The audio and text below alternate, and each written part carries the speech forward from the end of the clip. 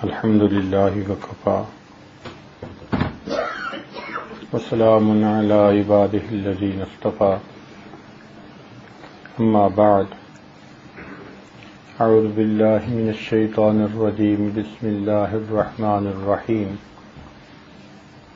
یا ایہا الذین آمنوا باللہ ورسولہ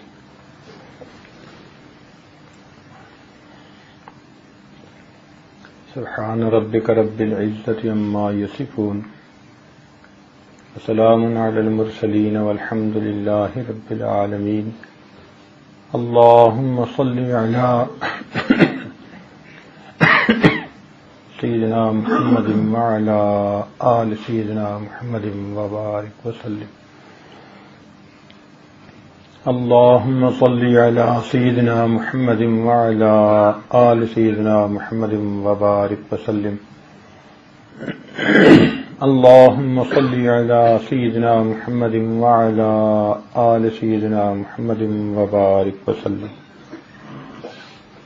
یا ایہا الذین آمنوا اے ایمان والو آمنوا باللہ ورسولہ اللہ تعالیٰ اور اس کے رسول صلی اللہ علیہ وسلم پر ایمان لے آؤ۔ اس آیت مبارکہ میں اللہ تعالیٰ نے ایمان والوں کو خطاب فرمایا ہے، یا ایھا الذین آمنوا، اور ان کو حکم بھی دیا ہے تو ایمان لانے کا، آمنوا باللہ ورسول، اللہ تعالیٰ اور اس کے رسول صلی اللہ علیہ وسلم پر ایمان لے آؤ۔ اب یہ ظاہر میں عجیب سی بات معلوم ہوتی ہے، یا تو یوں کہتے ہیں نا، یا ایھا الذین کفروا، اے کافرو، اے مشرکو، اے منافقو، مگر نہیں، خطاب کیا تو ایمان والوں سے، یا ایھا الذین آمنو، اے ایمان والو، اور حکم دیا آمنو باللہ ورسولہ، تم اللہ تعالیٰ اور اس کے رسول صلی اللہ علیہ وسلم پر ایمان لاؤ۔ گو مفسرین نے اس کا ترجمہ کیا اتقو، کہ اب تم کلمہ تو پڑھ چکے، اب تم تقوی اختیار کر لو۔ مگر علماء نے اس کا یہ نتیجہ نکالا کہ اے زبان سے اقرار کرنے والو، تم اپنے دل سے بھی اس کی تصدیق کر دو۔ اے زبان سے اقرار کرنے والو، تم اپنے دل سے بھی اس کی تصدیق کر لو۔ اس لیے کہتے ہیں نا کہ ایمان کے دو حصے، اقرار باللسان و تصدیق بالقلب، زبان سے اقرار کرنا، الفاظ کہنا، اور دل سے اس کی تصدیق کر دینا، تو ایمان مکمل ہو جاتا ہے۔ انسان کے پاس دنیا میں جتنی بھی اللہ تعالیٰ کی نعمتیں ہیں، ان میں سے سب سے بڑی نعمت ایمان ہے۔ جان بھی اتنی بڑی نعمت نہیں، رزق بھی اتنی بڑی نعمت نہیں، عزت بھی اتنی بڑی نعمت نہیں، سب سے قیمتی اور سب سے بڑی نعمت بندے کے پاس وہ ایمان والی نعمت ہے۔ ایمان کہتے کس کو ہیں؟ کہ نبی علیہ الصلوۃ والسلام اللہ تعالی کی طرف سے جو کچھ لے کر آئے، نبی علیہ الصلوۃ والسلام اللہ تعالی کی طرف سے جو کچھ لے کر آئے، اعتماد کرتے ہوئے اس کی تصدیق کر لینا، اس کو مان لینا، اس کو ایمان کہتے ہیں۔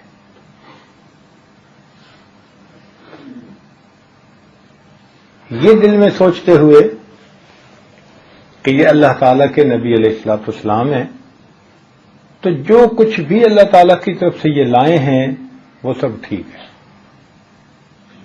اس مان لینے کو ایمان کہتے ہیں۔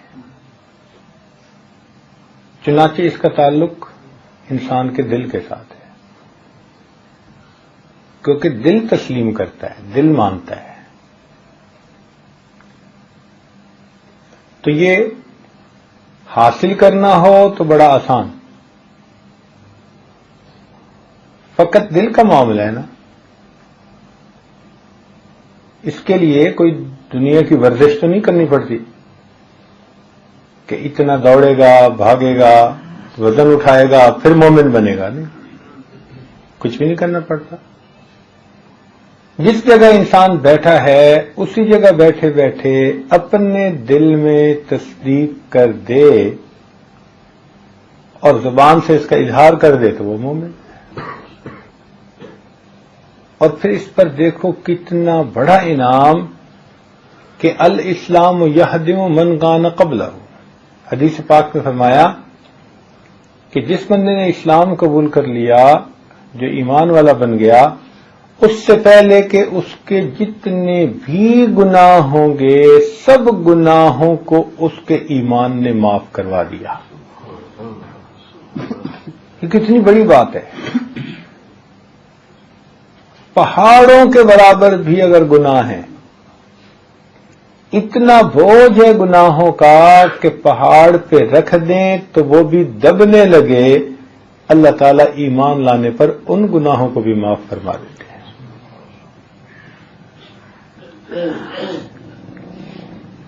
اس ایمان کے بارے میں آج کے زمانے میں خطرات بڑھتے چلے جا رہے ہیں۔ حالات ایسے ہو رہے ہیں کہ بندے کے لیے ایمان بچانا مشکل سے مشکل تر ہوتا چلا جا رہا ہے۔ اس لیے دل میں یہ بات آئی کہ کیوں نہ ایمان کے متعلق ہی چند باتیں کہی جائیں، اس لیے کہ جتنی قیمتی چیز ہو پھر اس کی حفاظت کے بارے میں اتنا ہی زیادہ تذکرہ ہونا چاہیے۔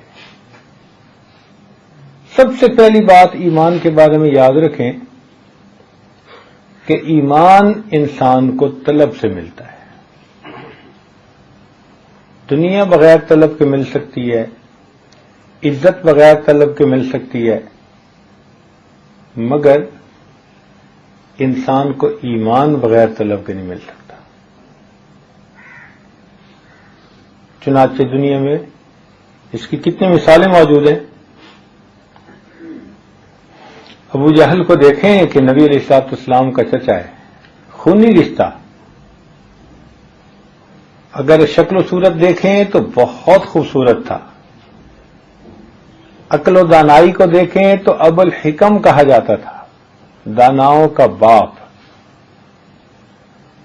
صحت اچھی، دنیا میں اس کی عزت کا ڈنکا بجا ہوا ہے، لیکن اگر اس نے دل میں طلب نہیں رکھی تو اس کو دنیا میں ایمان نہیں ملا۔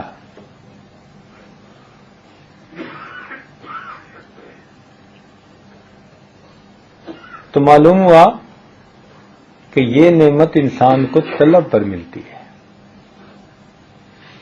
اس کے بالمقابل سیدنا بلال لانوں کو دیکھیں، حبشہ سے تعلق رکھنے والے، رنگ کے کالے ہیں، ہونٹ موٹے ہیں، شکل انوکھی ہے، مگر دل میں طلب تھی، اللہ رب العزت نے ان کو ایمان کی دولت عطا فرما دی۔ تو ایمان ملتا ہے بندے کو طلب کے ساتھ۔ قرآن مجید میں اللہ تعالیٰ حضرت موسیٰ علیہ السلام کو فرماتے ہیں، اذهب الى فرعون انه طغى، آپ فرعون کے پاس جائیں، وہ باغی طاغی بنا ہوا ہے۔ تو بائی نیم اس کو فرمایا کہ آپ فرعون کے پاس جائیں۔ حضرت موسیٰ علیہ السلام فرعون کے پاس جاتے ہیں، اب فرعون کا حال دیکھیں کہ اس کے پاس کتنی بڑی بادشاہی تھی اور کتنا جابر بادشاہ تھا،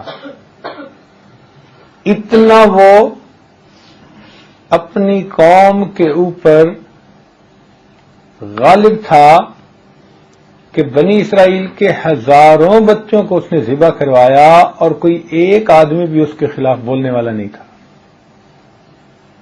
ایسی اسٹیبلشڈ گورنمنٹ تو کسی کی ہوتی ہوگی نا۔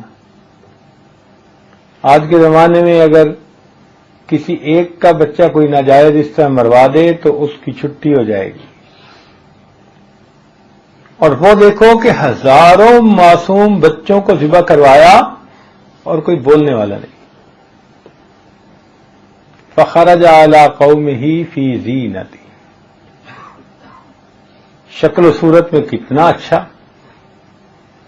اور بڑا بن سنور کر پرسنالٹی بنا کر اپنی قوم کے سامنے آیا اور پوری قوم کو خطاب کرتا ہے، الیس لی ملک مصر وہذہ الانہار تجری من تحتی، کیا یہ ملک مصر میرا نہیں اور میرے نیچے یہ نہروں کا نظام نہیں ہے؟ اپنی اصطلاحات کے بارے میں گفتگو کرنے لگا. میں نے کیسی یہاں پر اکنامک ریفارمز کی ہیں، کیسے تمہیں خوشحال بنا دیا ہے.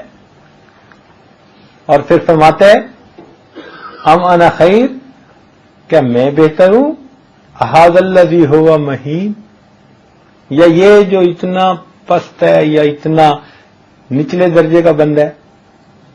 یہ کہا ولا یکاد یبین، جو صاف بول بھی نہیں سکتا، چونکہ سیدنا موسیٰ علیہ الصلوۃ والسلام زبان پہ چونکہ بچپن میں انگارہ رکھا تھا تو جب بولتے تھے تو زبان میں لک نکلتی تھی. اس لیے تو فرمایا تھا رب اشرح لی صدری ویسر لی امری واحلل عقدۃ من لسانی یفقہوا قولی.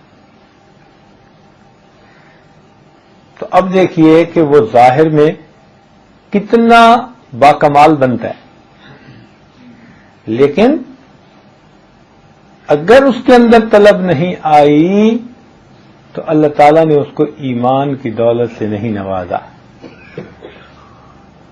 اور اس کے بالمقابل جادوگر جو مقابلے کے لیے آئے حضرت موسیٰ علیہ السلام کے سامنے اور مقابلہ شروع ہونا تھا، تو انہوں نے حضرت موسیٰ علیہ السلام سے صرف ادب کی وجہ سے اتنا پوچھ لیا کہ جی ما القوا ما انتم ملقون، کہ آپ پھینکتے ہیں پہلے یا ہم پھینکیں. جیسے بندہ بھل مارتا ہے نا دوسرے کو، تو جادوگروں نے حضرت موسیٰ علیہ السلام کو اتنی تھوڑی سی ریسپیکٹ دی کہ یہ پوچھ لیا جی کہ آپ پہل کرتے ہیں یا ہم کریں. وقت کے نبی علیہ الصلوۃ والسلام کو اتنی بھی عزت چونکہ انہوں نے دی، اللہ تعالیٰ نے اس پر ان کو ایمان کی توفیق عطا فرمائی. نہیں طلب تھی تو وقت کا بادشاہ ہے محروم، اور اگر تھوڑی سی بھی طلب ہے تو اللہ تعالیٰ اس پوری جماعت کو، جادوگروں کی جماعت کو ایمان کی دولت عطا فرمائے.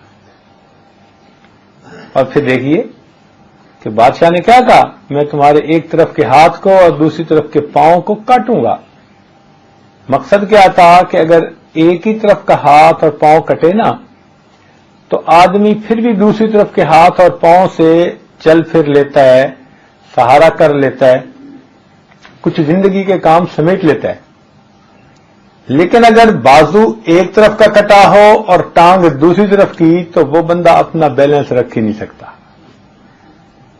ایسی سزا اس نے تجویز کی، مگر اللہ تعالیٰ نے ان کو ایمان کی حلاوت ایسی دے دی تھی کہ انہوں نے کہا فقض ما انت قاض، اب تو جو کر سکتا ہے تو کر لے، ہم ایمان سے پیچھے نہیں ہٹیں گے.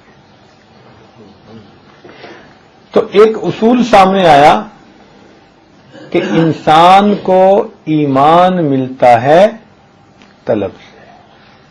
جب دل میں طلب ہوتی ہے تو ایمان نصیب ہوتا ہے، اور جب انسان بے طلب بن جائے تو ایمان جیسی دولت سے بھی محروم ہو جاتا ہے. ہم یہ نہ سمجھے کہ جی ہم مسلمانوں کے گھر میں پیدا ہوئے اب ٹھیکیدار بن گئے اسلام کے، یہ نہیں ہے مسئلہ.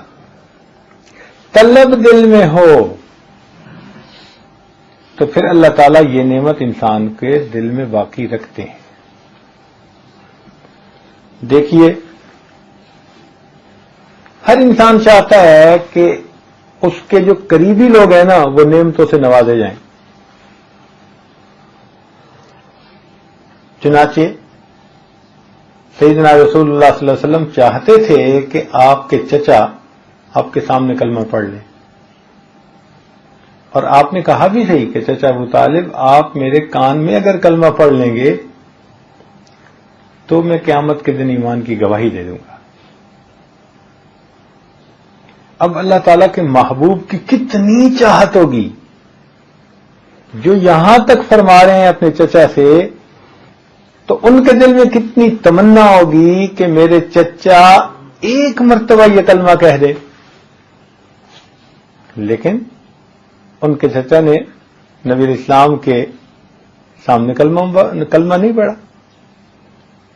اللہ تعالیٰ نے فرما دیا ہے پیارے انک لا تہدی من احببت، آپ ہدایت اس کو نہیں دے سکتے جس کو آپ چاہیں، یہ تو ہدایت دینا اللہ کا کام۔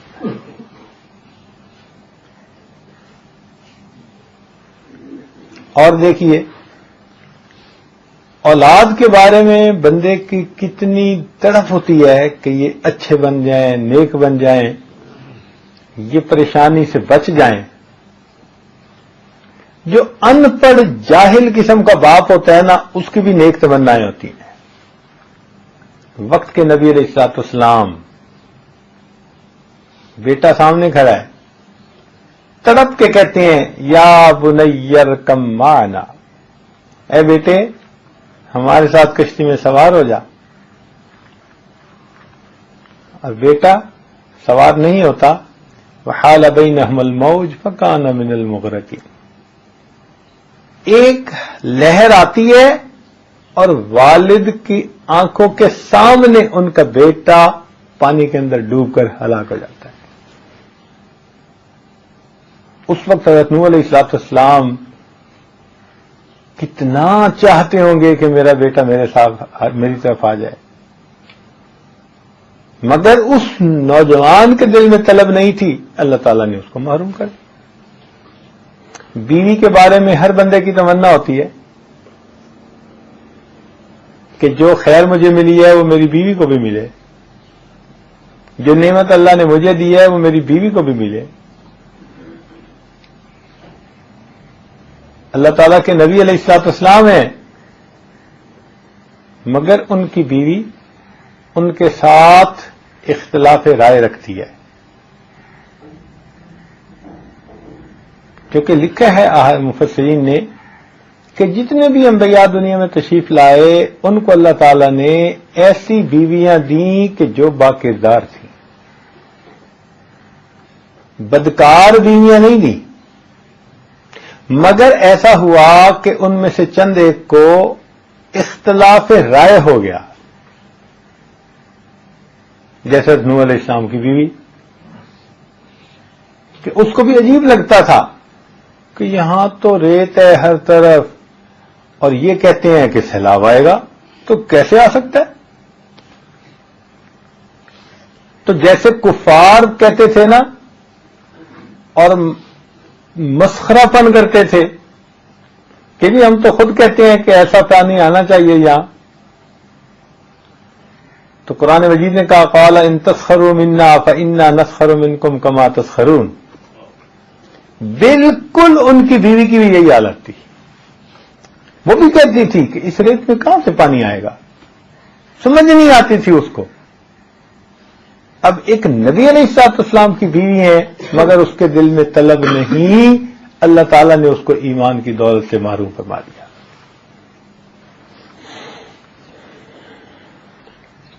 تو ان مثالوں سے پتہ چلتا ہے کہ ایمان بندے کو ملتا ہے طلب کے ساتھ۔ پاس رہنے والا ابو لہب محروم ہوتا ہے، ولید پلید محروم ہو جاتا ہے، اور دور سے آئے ہوئے صہیب رومی ایمان لے آتے ہیں، بلال حبشہ سے آئے ایمان لے آئے، سلمان فارسی کہاں سے گئے، اللہ تعالیٰ نے ان کو بھی ایمان کی توفیق عطا فرمائی۔ تو یہ اصول ذہن میں رکھ لیں کہ ایمان ملتا ہے انسان کو طلب کے ذریعے سے، جب دل میں تڑپ ہو طلب ہو تب یہ نعمت بندے کو ملتی ہے۔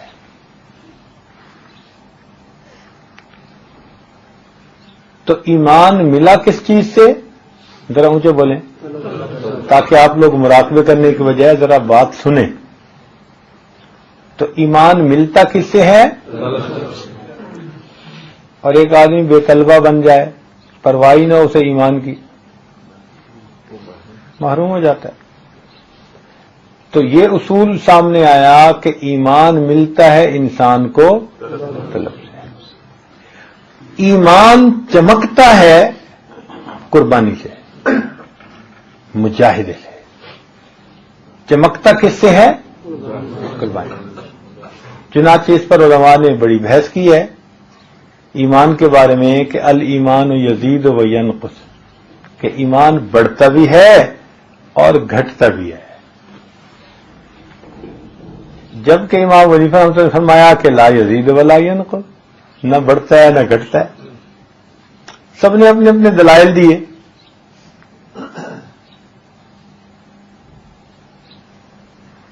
تو پھر پوچھا گیا کہ جی آپ تو کہتے ہیں نہ بڑھتا ہے نہ گھٹتا ہے، اور اللہ تعالیٰ فرماتے ہیں وَإِذَا تُلِيَتْ عَلَيْهِمْ آيَاتُهُ زَادَتْهُمْ ایمانا، ایمان تو بڑھتا ہے. تو امام اعظم رحمۃ اللہ نے فرمایا کہ ایمان کی مقدار تو وہی رہتی ہے، اس کی چمک دمک بڑھتی اور گھٹتی رہتی ہے. چنانچہ گناہ کرے گا تو اس کی چمک گھٹ جائے گی، اور نیک اعمال کرے گا تو اس کی چمک بڑھتی چلی جائے گی. مقدار وہی ہے. تو جتنا انسان نیک اعمال کرے گا ایمان چمکتا چلا جائے گا. یوں سمجھ لیں بھائی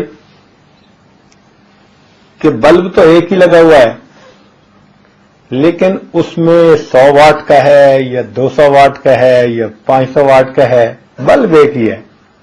بلب ایک کی جگہ دو نہیں ہو سکتے. بلب کتنے ہیں؟ ایک ہی ہے، لیکن اس کی پاور بڑھتی رہتی ہے یا گھٹ سکتی ہے.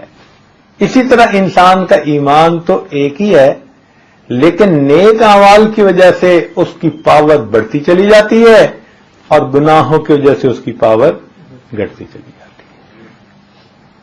تو اگر انسان چاہے کہ اس کا ایمان چمک جائے، اس میں اور زیادہ حلاوت نصیب ہو جائے، تو پھر اس کو چاہیے کہ وہ مجاہدہ کرے. جتنا مجاہدہ ہوگا اتنا ہی زیادہ ایمان پہ چمک آئے گی. اب یہ مجاہدہ کسی طرح سے بھی ہو سکتا ہے. مثلا نفس کی خواہشات کو اللہ کے لیے چھوڑ دینا، یہ بھی مجاہدہ ہے. نفس کی خواہشات کو اللہ کے لیے ترک کر دینا، یہ بھی ایک مجاہدہ ہے. تو اس سے بھی ایمان پر چمک آتی ہے. یا ایمان کے سیکھنے کے لیے، بنانے کے لیے محنت کرنا، یہ بھی مجاہدہ ہے، اس سے بھی چمک آتی ہے. یا ایمان کی خاطر اپنا مال قربان کر دینا. تو کوئی بھی قربانی جو ایمان کی خاطر کی جائے اس سے انسان کے ایمان میں اضافہ ہو جاتا ہے، اس کی چمک بڑھ جاتی ہے. اللہ تعالیٰ کے ہاں انسان کا ایمان مضبوط سے اضبط ہو جاتا ہے. اس لیے صحابہ کرام رضوان اللہ علیہم اجمعین ایمان کی خاطر اپنا سب کچھ قربان کر دیتے تھے. کیسے کیسے مجاہدے آئے. نبی اسلام نے ان کو بتایا کہ تو ایمان پر جمے رہنا، او حرقتا، چاہے تجھے آگ میں جلا دیا جائے یا تجھے پھانسی دے دی جائے، تم نے ایمان سے پیچھے نہیں ہٹنا. چنانچہ بعض ایسے حضرات تھے کہ جن کو دنیا کے سبز باغ دکھائے گئے، لالچ دیے گئے. جیسے ایک صحابی کعب بن مالک رضی اللہ تعالیٰ عنہ ایک جہاد میں نہیں جا سکے، تو نبی علیہ الصلوۃ والسلام نے کچھ عرصہ ان سے سول بائی کاٹ کا حکم فرمایا. اس حالت میں عیسائی بادشاہ کو پتہ چلا تو اس نے اپنا بندہ بھیجا کہ سنے کہ تمہارے ساتھ آج کل سب لوگوں نے مقاطعہ کیا ہوا ہے، تو تم میرے پاس آؤ تو میں تمہیں یہ دوں گا، وہ دوں گا، فلاں دوں گا۔ تو اس پر پھر انہوں نے جو جواب دیا وہ عجیب تھا۔ اور رومی کتے، یوں کر کے کہا، اور رومی کتے تو سمجھتا ہے کہ میں اللہ رب العزت کے محبوب کا در چھوڑ کر تیری طرف آنکھ اٹھا کے دیکھوں گا؟ کبھی نہیں ایسا ہو سکتا۔ اور بالکل اسی طرح کا واقعہ حضرت امیر معاویہ رضی اللہ عنہ کے ساتھ آیا کہ جب حضرت اللہ عنہ سے ان کا معاملہ آپس میں رنجش کا چل رہا تھا تو رومی بادشاہ نے ان کو بھی اسی طرح پیغام بھیجا کہ آپ ہمیں بتائیں، ہم آپ کی مدد کریں گے اور آپ کو حق لے کر دیں گے۔ انہوں نے بھی ایگزیکٹ وہی بات کہی تھی، اور رومی کتے اگر تو نے یہ سوچا تو یاد رکھنا میں حضرت علی عنہ کی فوج کا پہلا سپاہی ہوں گا جو تیرے خلاف لڑنے کے لیے تیرے سامنے آؤں گا۔ تو ایمان کے معاملے میں صحابہ کرام کی قربانیاں بڑی عجیب ہیں۔ چنانچہ دو حضرات کے بارے میں آتا نہیں ہے کہ ان تابعین کے زمانے کے لوگ تھے، ان کو پکڑ لیا کسی بادشاہ نے تو بڑی اس نے کوششیں کی کہ یہ اپنے دین کو چھوڑ کر ہماری طرف آ جائیں۔ انہوں نے کہا ہرگز نہیں۔ اس نے کہا میں فوج کا کمانڈر چیف بھی بنا دوں گا، ان کا ہرگز نہیں۔ اس نے کہا سلطنت میں حصہ دے دوں گا، ان کا بالکل نہیں۔ حتیٰ کہ اس نے کہا کہ میں اپنی بیٹی سے تمہاری شادی کر دوں گا، ان کا بالکل نہیں۔ بلکہ ایک واقعہ تو کتابوں میں ایسا بھی لکھا ہے کہ بادشاہ نے تنگ آ کر گھر میں یہ بات کر دی کہ بھائی یہ بندہ کیا ہے کہ بات مانتا ہی نہیں۔ تو اس کی جوان العمر بیٹی تھی جو شکل میں بڑی حور پری تھی، وہ سن رہی تھی تو کہنے لگی کہ ابو مجھے آپ موقع دیں، میں دیکھتی ہوں یہ کیسے نہیں جو ہے نا ہمارے دین کی طرف مائل ہوتا۔ تو والد نے اس کو اجازت دے دی۔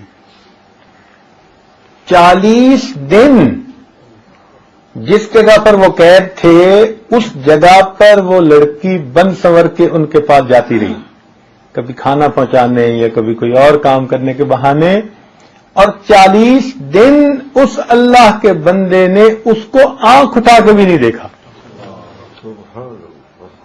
تو 40 دنوں کے بعد بالآخر وہ لڑکی خود حیران ہوئی کہ یہ کیسا مرد ہے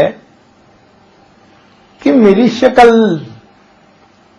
دیکھنے کو لوگ ترستے تڑپتے پھرتے ہیں اور میں بن سنور کے آتی ہوں اور آنکھ اٹھا کے نہیں دیکھتا۔ تو 40 دن کے بعد اس نے پوچھا کہ جی آپ نے کیوں مجھے کبھی دیکھا بھی نہیں؟ تو انہوں نے بتایا کہ میرے اللہ کا حکم ہے قل للمؤمنین یغضوا من ابصارہم، ایمان والوں سے کہہ دیجئے کہ آنکھیں نیچے رکھیں، تو میں تو نیچے رکھوں گا آنکھیں۔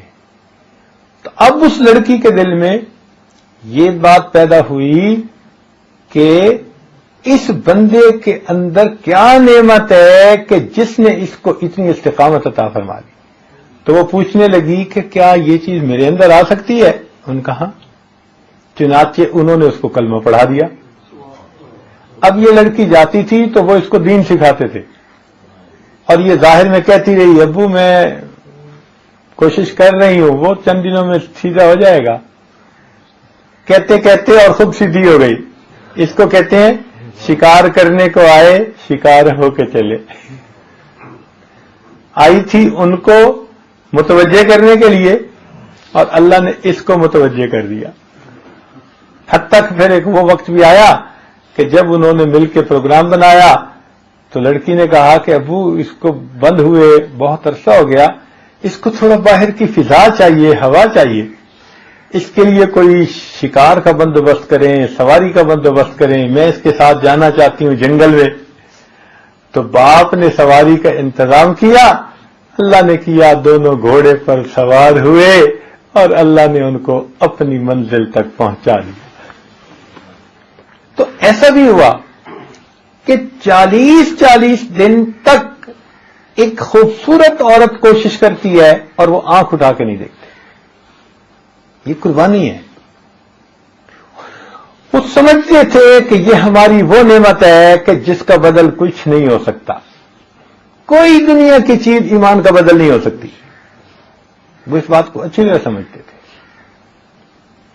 تو ایمان ملتا ہے طلب سے اور چمکتا ہے مجاہدے سے، قربانی سے۔ جتنا مجاہدہ ہوگا اتنا چمکے گا، اتنا مضبوط سے اضبط ہوگا۔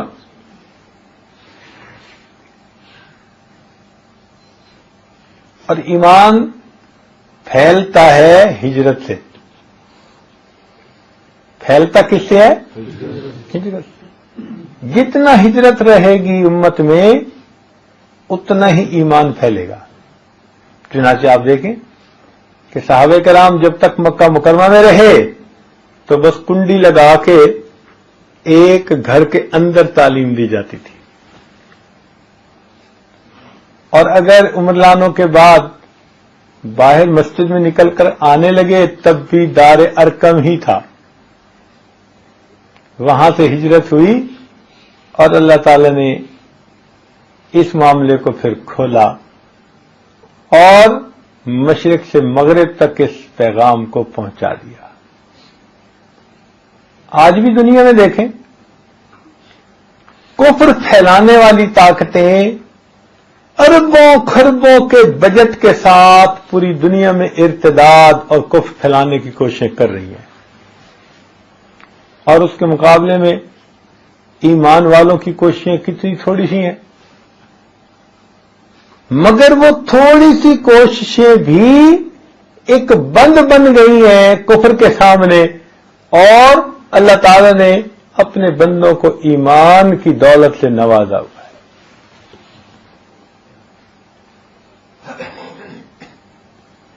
آپ حیران ہوں گے کہ پوری دنیا میں کفر پھیلانے کے لیے کفر اتنا منظم کام کر رہا ہے کہ کوئی حد نہیں،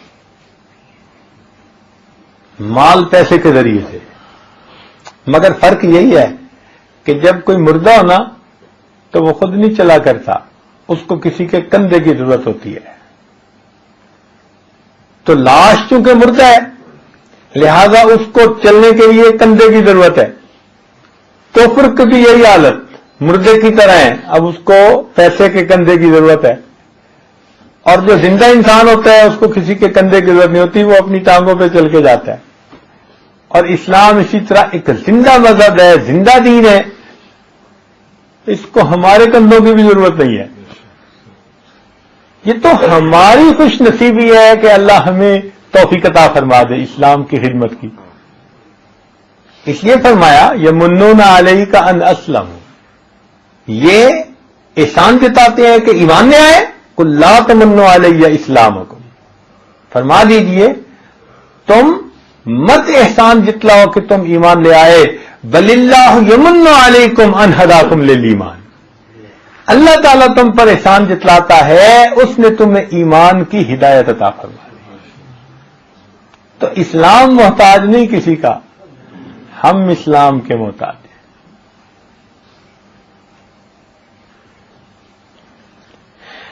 تو ایمان ملتا کس چیز سے ہے؟ اونچا بولیں ذرا۔ ایمان ملتا ہے اور چمکتا ہے مجاہدے سے، اور پھیلتا ہے ہجرت سے، اور محفوظ رہتا ہے حقوق العباد کی ادائیگی سے۔ محفوظ رہتا ہے حقوق العباد کی، جو بندہ حقوق العباد میں کوتاہی کرنے والا ہوگا اکثر و بیشتر اس کا ایمان خطرے میں۔ اب اس کی دلیلیں سن لیجیے۔ نبی علیہ السلام نے فرمایا من غش فلیس منا، جس نے ملاوٹ کی وہ ہم میں سے ہی نہیں۔ ہم میں سے ہی نہیں کا کیا مطلب؟ کہ اس کو ایمان پہ موت نہیں آئے گی۔ تو ملاوٹ کرنا کس کا حق ہے بھائی؟ اللہ کا یا اللہ کے بندوں کا؟ اللہ کے بندوں کا۔ ان کے ساتھ ہم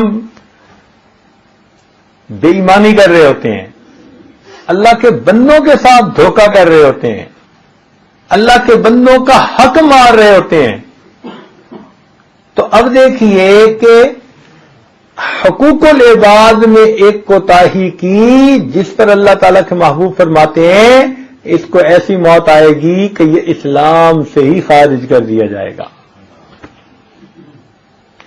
ایک جگہ فرمایا من لم یرحم صغیرنا ولم یوقر کبیرنا فلیس منا، جو ہمارے چھوٹوں پر رحم نہیں کرتا اور ہمارے بڑوں کا اکرام نہیں کرتا وہ ہم میں سے نہیں۔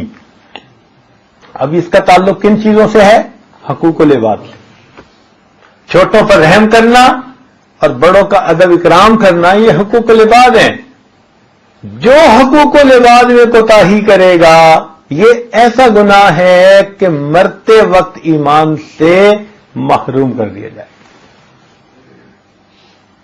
اس پر کتنے واقعات ایسے موجود ہیں۔ تو اس لیے اگر بندہ چاہتا ہے کہ موت کے وقت میرا ایمان سلامت رہے تو اس کو چاہیے کہ اللہ کا بھی حق ادا کرے، اللہ تعالیٰ کے بندوں کا بھی حق ادا کرے۔ اب یہاں کئی دفعہ ہم غلطی کر جاتے ہیں کہ ہم سمجھتے ہیں کہ اگر ہم مصلی پہ باقاعدگی سے بیٹھتے ہیں اور ہاتھ میں تسبیح پکڑ کے ذکر کرتے ہیں اور ہم دین کی بات کرتے ہیں تو بس ہم بڑے پہنچے ہوئے ہیں، اور حالت یہ ہوتی ہے کہ ہم اپنی اولاد کو اگنور کر رہے ہوتے ہیں، ان کا حق نہیں ادا کر رہے ہوتے، اپنے اہل خانہ کو اگنور کر رہے ہوتے ہیں، اپنے پڑوسی کو تکلیف پہنچا رہے ہوتے ہیں۔ ہم اللہ کے بندوں کے لیے وبال جان بنے ہوئے ہوتے ہیں، تو پھر ایسی صورت میں ایمان کیسے محفوظ رہے گا بھائی؟ اس لیے حقوق العباد کی ادائیگی میں بہت اہتمام کرنا چاہیے۔ ہمارے حضرت رحمۃ اللہ فرماتے تھے کہ اللہ تعالیٰ کو خوش کرو عبادت سے، نبی علیہ الصلوۃ والسلام کو خوش کرو اطاعت سے، اور مخلوق خدا کو خوش کرو خدمت سے، اللہ تعالیٰ تمہیں اپنا مقرب بنا لیں گے۔ پہلے وقتوں میں نا ہر بندے نے کوئی نہ کوئی خدمت کا کام اپنے ذمہ لیا ہوتا تھا، ہر بندے نے۔ مثلا کسی نے ذمہ لیا ہوتا تھا میں اس نابینا کی خدمت کروں گا، میں اس بوڑھی بیوہ کی خدمت کروں گا، میں اس غریب کی خدمت کروں گا، کوئی نہ کوئی خدمت کا کام اپنے ذمہ لیا ہوتا تھا۔ آج وہ جذبہ نکلتا چلا جا رہا ہے،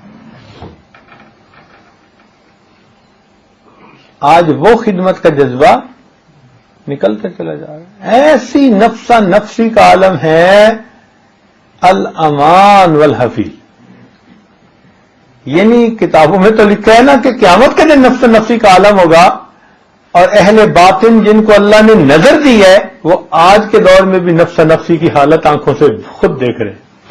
ایسی اپنی اپنی پڑی ہوئی ہے ہر بندے کو۔ دنیا کے پیچھے ایسے ہم دیوانے ہو کر بھاگے پھر رہے ہیں، ہمیں کسی کی سمجھ ہی نہیں لگ رہی۔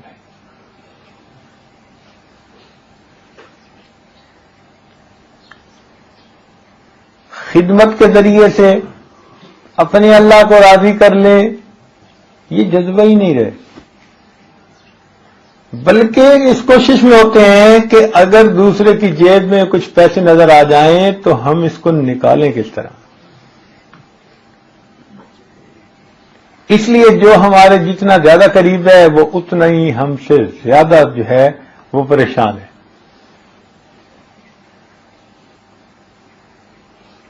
اور نبی علیہ الصلوۃ والسلام کا معاملہ کیا تھا کہ جو جتنا زیادہ قریب تھا وہ اتنا ہی آپ صلی اللہ علیہ وسلم سے زیادہ محبت کرنے والا اور آپ کی نبوت کا تسلیم کرنے والا تھا۔ تو خدمت کے ذریعے سے اللہ تعالیٰ کی رضا چاہنا۔ دیکھیں بھائی قیامت کے دن اللہ تعالیٰ ایک بندے کو بلائیں گے، حضرت قاری محمد طیب رحمۃ اللہ نے یہ بات لکھی ہے، اور قیامت کے دن اس کو فرمائیں گے کہ میرے بندے میں بھوکا تھا تو نے مجھے کھانا نہیں کھلایا، میں پیاسا تھا تو نے مجھے پانی نہیں پلایا، میرے بندے میں بیمار تھا تو نے میری عیادت نہیں کی، تو وہ بندہ بڑا حیران ہوگا اور کہے گا اے اللہ، آپ تو کھانے پینے بیمار ہونے سے بلند و بالا ہیں، آپ کی ذات میں تو تصور بھی نہیں ان چیزوں کا کر سکتے، تو آپ کیسے تھے؟ تو اللہ تعالیٰ فرمائیں گے کہ فلاں موقع پر تیرا پڑوسی بھوکا تھا، اگر تو اسے کھانا کھلاتا ایسا ہی ہوتا جیسے تو نے مجھے کھانا کھلایا تھا، اگر تو اسے پانی پلاتا ایسے ہی ہوتا جیسے تو نے مجھے پانی پلایا، اور اگر تو اس کی عیادت کے لیے جاتا تو ایسا ہی ہوتا جیسے تو نے میری عیادت کی ہوتی۔ اب بتائیے کتنی بڑی بات ہے۔ چنانچہ حدیث پاک میں آتا ہے ان من اجلال اللہ تعالی ذی الشیبۃ فی الاسلام، کہ جس بندے نے ایمان اسلام کی حالت میں اپنے بالوں کو سفید کر لیا ہو، حدیث پاک اللہ تعالیٰ فرماتے ہیں اس کی عزت کرنا ایسا ہی ہے جیسے کسی نے اللہ رب العزت کا اکرام کیا۔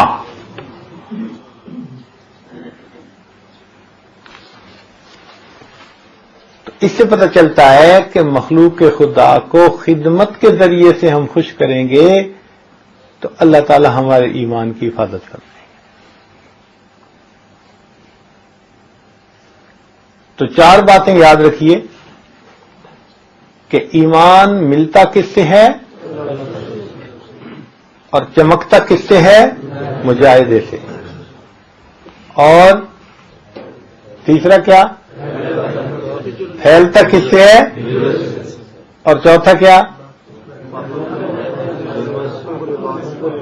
محفوظ رہتا ہے حقوق العباد۔ جو حقوق العباد کی ادائیگی میں کوتاہی کرے اس کا ایمان مرتے وقت کس میں ہوتا ہے؟ خطرے میں ہوتا ہے۔ اسی لیے وہ ایک کتاب لکھی ہے ایک ڈاکٹر نے کہ میں نے 100 بندوں کو اپنے سامنے مرتے دیکھا، چونکہ ڈاکٹر لوگ تو روزانہ ایمرجنسی میں ڈیل کر رہے ہوتے ہیں، تو ان کے سامنے تو مریض آتے ہیں تو کئی ایسے وقت میں ہوتے ہیں کہ بالکل آخری لمحات ہوتے ہیں، آخری لمحات ہوتے ہیں۔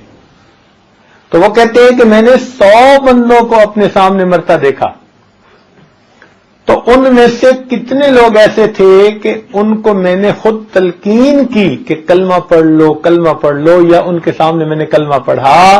کہتا ہے کہ مشکل سے اس میں سے 10 یا 15 نے کلمہ پڑھا ہوگا، باقی کو میں نے کلمہ پڑھتے نہیں سنا، میرے حساب سے وہ کلمہ پڑھے بغیر دنیا سے چلے گئے۔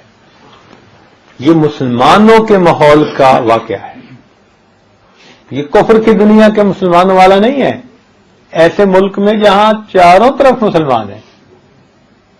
تو وہ کہتے ہیں کہ میں بہت اس بات پہ پریشان ہوا، تو میں نے پھر بعض مریضوں کو کہا کہ بھئی اگر کسی وقت تم مجھ سے بات نہ کر سکو تو کاغذ بنائے اور اس پر لکھا کہ کیا آپ پڑھنا چاہتے ہیں، آپ کی زبان ساتھ نہیں دے رہی۔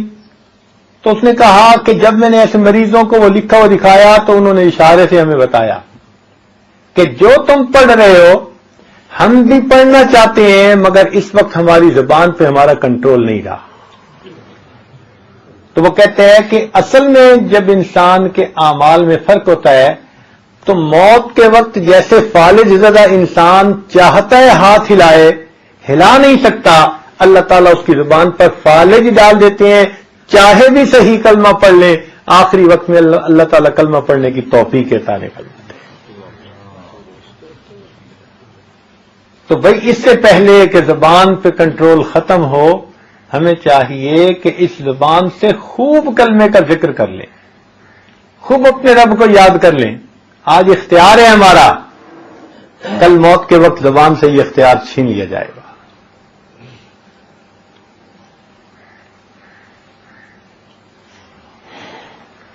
ایک صاحب نے طوطا پالا ہوا تھا اور اس کو اللہ اللہ کا لفظ سکھایا ہوا تھا.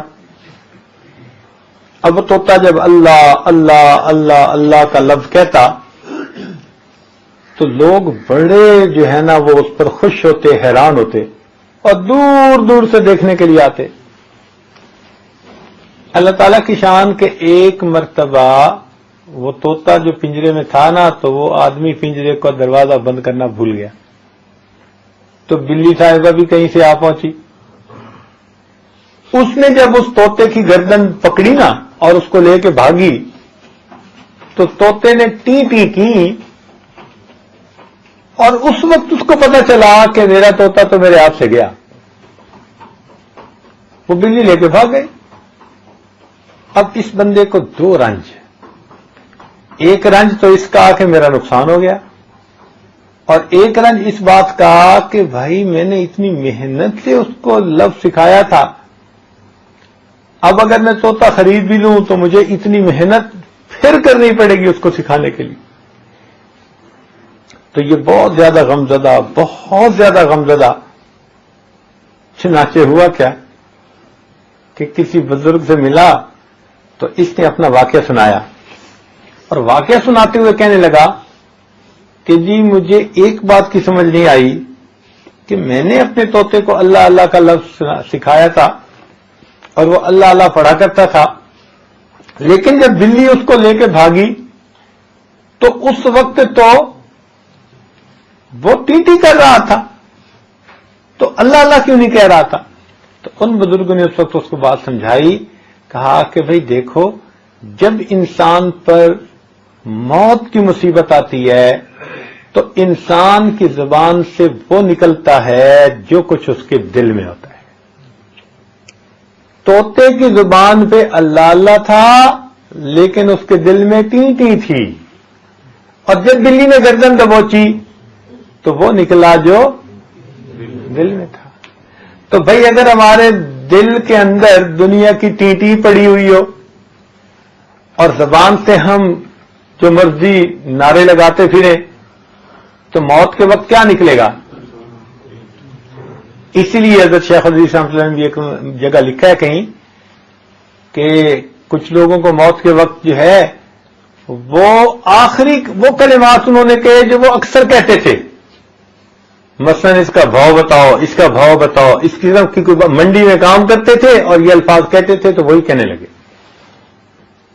بلکہ یہاں پر ایک عجیب واقعہ لکھا ہے کہ انسان جو اکثر عمل کرتا رہتا ہو نا، جو عمل اکثر کرتا رہتا ہو تو نیم بے ہوشی کی حالت میں بھی وہ عمل خود بخود کرتا رہتا ہے، چونکہ اس کا سسٹم اس کو کرنے کا عادی ہوتا ہے. چنانچہ کتابوں میں لکھا ہے کہ ایک بزرگ تھے اور وہ اکثر و بیشتر ہاتھوں کی انگلیوں پہ ذکر کرتے رہتے تھے، ایسے پڑھتے رہتے تھے. چنانچہ ایک مرتبہ کسی آپریشن کے سلسلے میں ان کو بے ہوش کر دیا گیا تو بے ہوشی کی حالت میں بھی ان کی انگلیاں حرکت کرتی تھی. میں نے ایک مرتبہ یہ واقعہ کسی کو سنایا تو اس نے اپنے والد کا واقعہ سنایا، کہنے لگا کہ میرے والد کے ساتھ بھی بالکل یہی پیش آیا کہ وہ اکثر تسبیح پڑھتے رہتے تھے. ایسے ہوتے ہیں نا کئی لوگوں کے ہاتھوں میں لمبی تسبیح پڑھتے رہتے.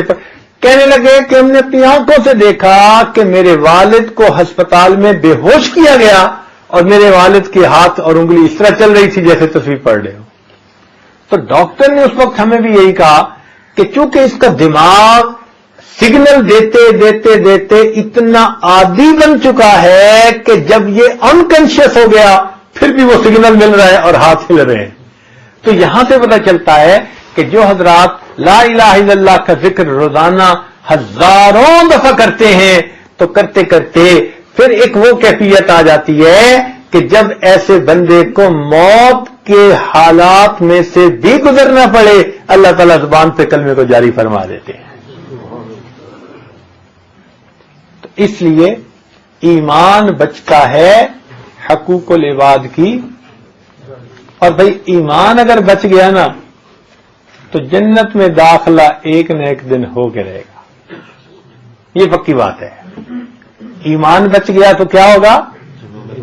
جنت میں داخلہ ایک نہ ایک دن ہو کر رہے گا. اس لیے اللہ تعالیٰ ارشاد فرماتے ہیں وَكَانَ بِالْمُؤْمِنِينَ رَحِيمًا، اور اللہ تعالیٰ قیامت کے دن ایمان والوں کے ساتھ بڑا ہی رحیم ہوگا، رحمت کرنے والا ہوگا. حضرت قاری طیب رحمۃ اللہ نے ایک عجیب بات لکھی ہے، خطبات حکیم الاسلام میں پڑھی. وہ فرماتے ہیں کہ قیامت کے دن اللہ تعالیٰ کی رحمت کا اتنا ظہور ہوگا ایمان والوں کے لیے، اتنا ظہور ہوگا کہ ایک وقت ایسا آئے گا کہ شیطان بھی سر اٹھا کر دیکھے گا اور اس کو بھی امید لگے گی کہ شاید آج مجھے بھی بخش دیا جائے گا، شاید مجھے بھی بخش دیا جائے گا. پھر انہوں نے ایک دو واقعات بھی لکھے عجیب و غریب کہ اللہ تعالیٰ کی رحمت کیسے بہانے ڈھونڈے گی. جب افسر نے کوئی کام کرنا ہوتا ہے نا، فیور کرنی ہوتی ہے، تو وہ پھر کوئی نہ کوئی لاجک نکال لیتا ہے، بہانہ ڈھونڈ لیتا ہے،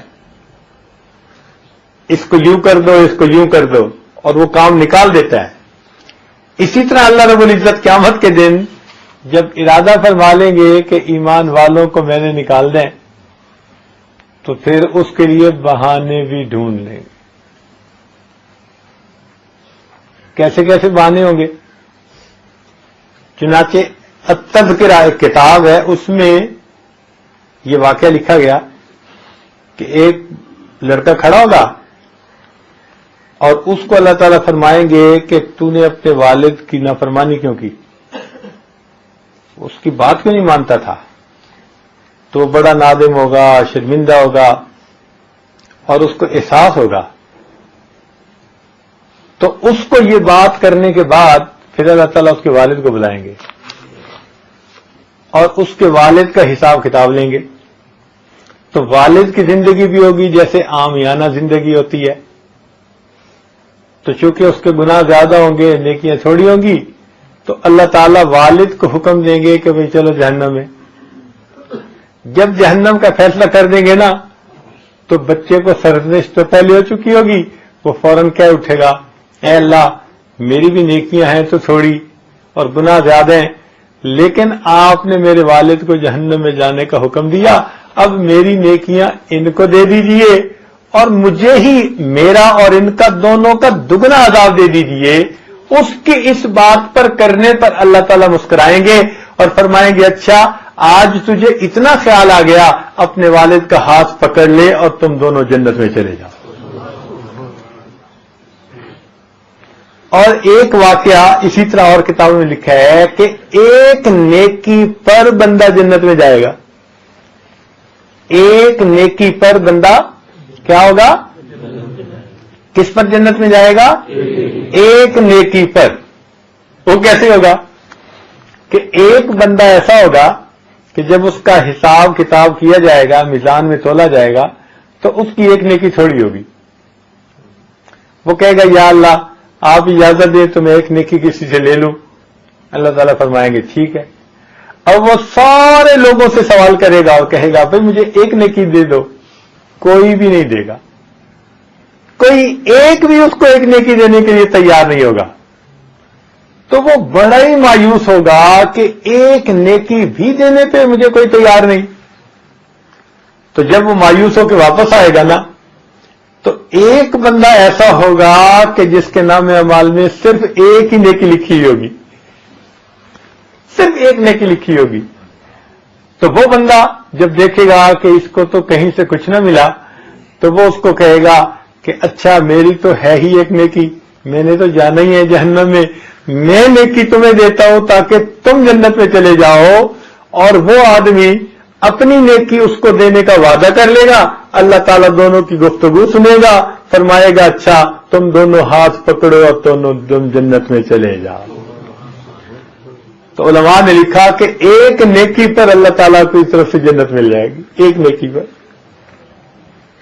اور ایک واقعہ جس کو میں اپنے علماء سے بعض کا سنتا تو تھا لیکن میں نقل نہیں کیا کرتا تھا، لیکن میں نے حضرت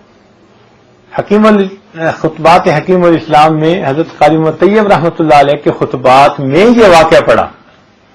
تو جب سے ان میں یہ واقعہ پڑا تو اب سے میں نقل بھی کر دیتا ہوں.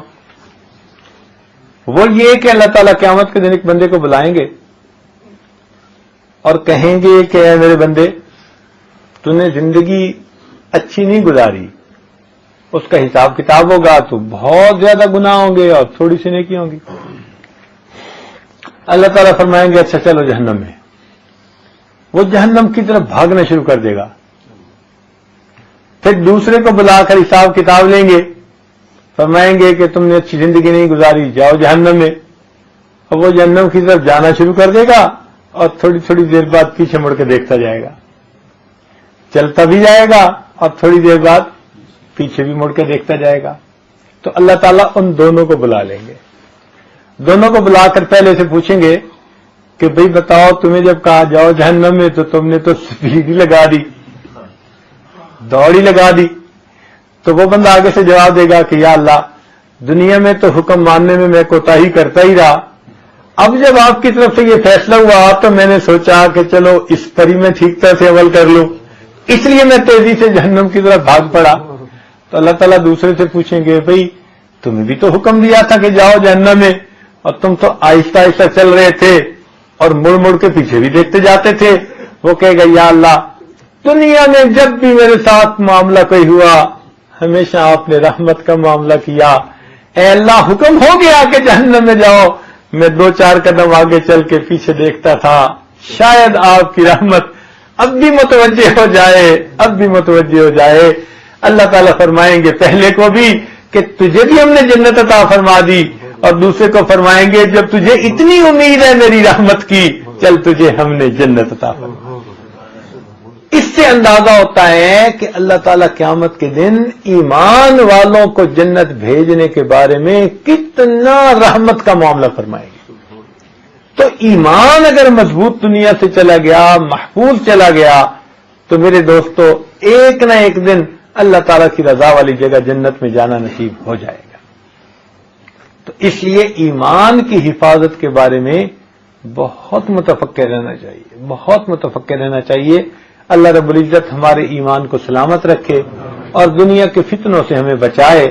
حدیث پاک میں آتا ہے کہ قرب قیامت کے فتنوں میں سے ایک یہ ہے, نبی علیہ السلام نے فرمایا تو دیکھے گا کہ صبح ایک آدمی اٹھے گا ایمان والا ہوگا, جب شام سونے کے لیے بستر پہ جائے گا ایمان سے خالی ہوگا. ہم آج اس دور میں زندگی گزار رہے ہیں. ہمارے اسلاف نے اپنے تقوی کے ساتھ, اپنے علم کے ساتھ جس دور میں پیدا ہونے پر اللہ کی پناہ مانگی تھی, ہم اپنی بے علمی اور بے احتیاطیوں کے باوجود اس دور میں زندہ ہیں.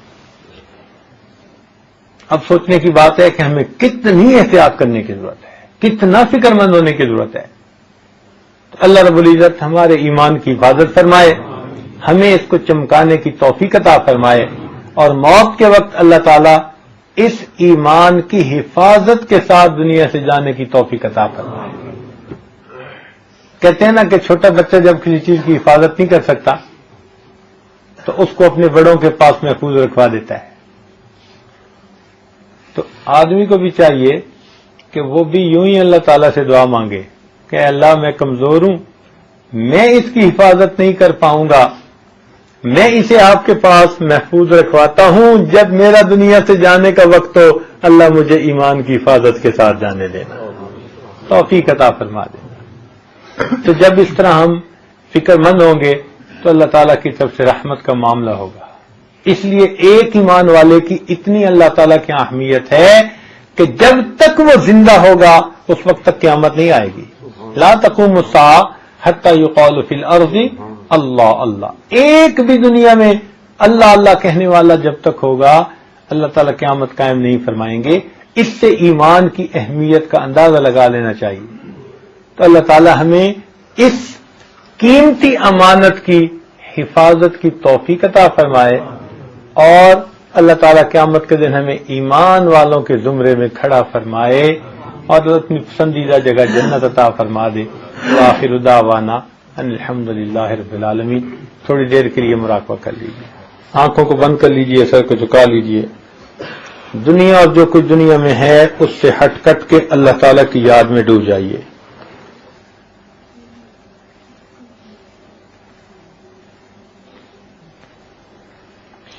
انسان جب اپنے اندر جھانکتا ہے اسے اپنی اصل تصویر نظر آتی ہے. اپنے من کے دریچے کو کھولیے، اپنی اصل تصویر کو دیکھیے.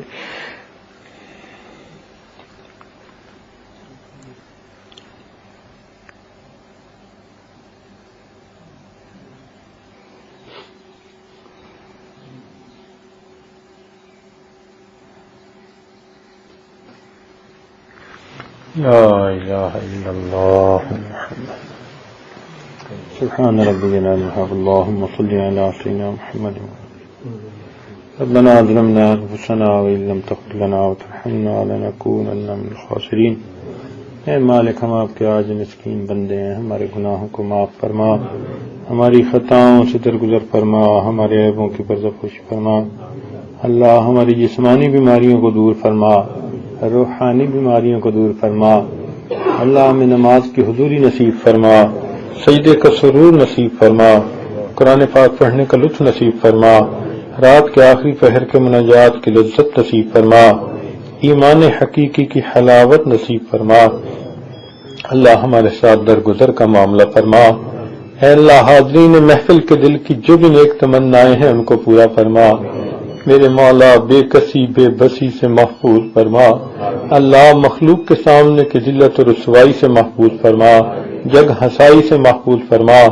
اللہ ہمیں پھٹکنے سے محفوظ فرما، ڈگمگانے سے محفوظ فرما، پھسلنے سے محفوظ فرما، استقامت کی زندگی نصیب فرما. اے اللہ ہمارے ظاہر کو اپنے محبوب کی سنتوں سے سجا اور ہمارے باطن کو اپنی معرفت سے منور فرما. اللہ ہمارے رزق میں برکت عطا فرما، وقت میں برکت عطا فرما، صحت میں برکت عطا فرما. اللہ قدم قدم اپنی برکتیں شامل حال فرما. حقوق اللہ اور حقوق العباد دونوں کو پورا کرنے کی توفیق عطا فرما. رب کریم جن دوست احباب نے دعاؤں کے لیے کہا، خط لکھے، فون کیے یا کہنا چاہتے تھے نہیں کہہ سکے، سب کی نیک مرادوں کو پورا فرما اور اللہ سب کی پریشانیوں کو دور فرما. میرے مولا ہم آپ کے کمزور بندے ہیں، مصیبتوں اور پریشانیوں کے متحمل نہیں ہو سکتے. اللہ ہم ان پریشانیوں سے محفوظ فرما، سکون کی زندگی نصیب فرما، عبادت والی زندگی نصیب فرما، اپنی یاد والی زندگی نصیب فرما، دین ایمان والی زندگی نصیب فرما. رب کریم امت مسلمہ کو عزت رفتہ نصیب فرما.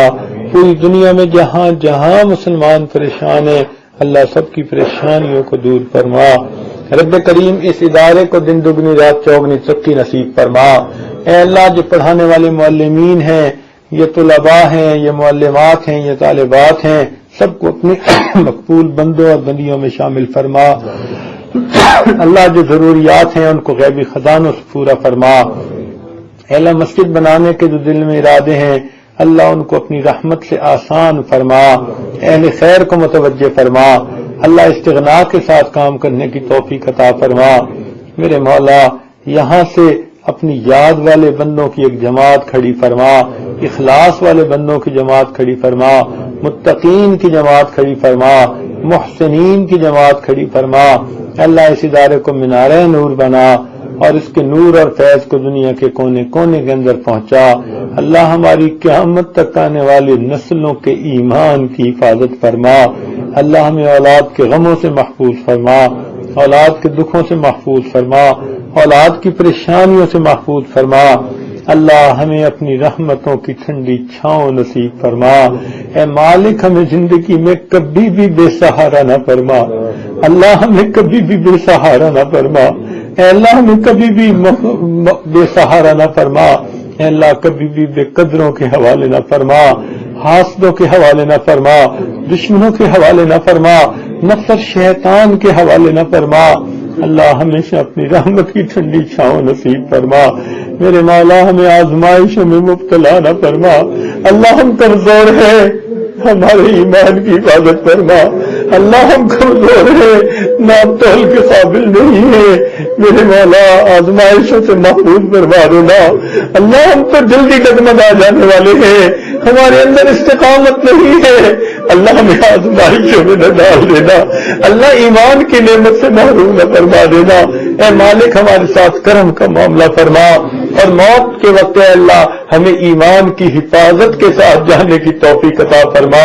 رب کریم رحمت کا معاملہ فرما، اور ہماری ان دعاؤں کو اپنی رحمت سے قبول فرما۔ صلی اللہ تعالی اے اللہ جس وقت لوگ ہماری آنکھیں بند کریں اس سے پہلے ہمارے من کی آنکھیں کھلنے کی توفیق نصیب فرما، اس سے پہلے کہ لوگ ہمیں کفن پہنائے اللہ ہمیں تقویٰ کا لباس پہننے کی توفیق عطا فرما۔ اے اللہ ہمارے ظاہر کو اپنے محبوب کی سنتوں سے سجا، اور ہمارے باطن کو اپنی معرفت سے منور فرما۔ رب کریم ہماری ان دعاؤں کو اپنی رحمت سے قبول فرما۔ اے اللہ قیامت کے دن کی حسرت سے محفوظ فرما، قیامت کے دن کی ذلت سے محفوظ فرما، قیامت کے دن کی پریشانی سے محفوظ فرما۔ اے اللہ ہمارے ساتھ درگزر کا معاملہ فرما۔ صلی اللہ تعالی علی حبیبہ سیدنا محمد وآلہ واصحابہ اجمعین برحمتک یا ارحم الراحمین۔